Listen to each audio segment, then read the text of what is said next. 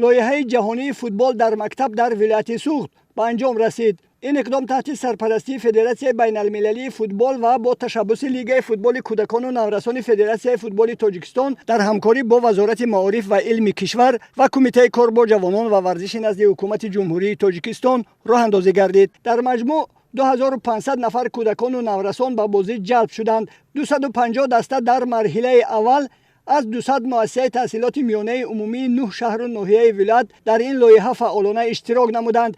از بین آنها 32 دسته بهترین به دور ولایتی این مسابقه راه یافتند.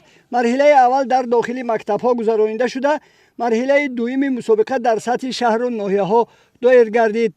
نهایت 8 دسته بهترین از هر یک گروه سن سالی به دور نهایی راه یافتند. در نتیجه رقابت‌ها در 4 گروه سن سالی غالبان و جایزه‌داران معین شدند.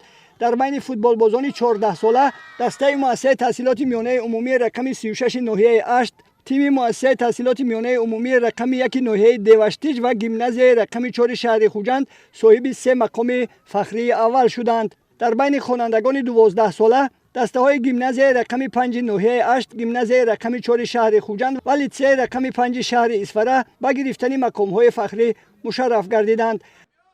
4 دسته ناحیه ما جایهای سزاوار را اشغال نمیدند. 2 دسته جای یکم، 1 دسته جای سوم، 1 دسته جای دوم را اشغال نمیدند. ما از فدراسیون فوتبال جمهوری تاجیکستان، از فدراسیون فوتبال ولایت سوخت می‌دانیم داریم که همین خیلی مسابقه را تشکیل کردند که بین مکتب بچگان گذرانده شد. باوری داریم که آینده از بین همین خوانندگان ممکن است که بازیگرهای زورترین بهترین جمهوری تاجیکستان پیدا شوند.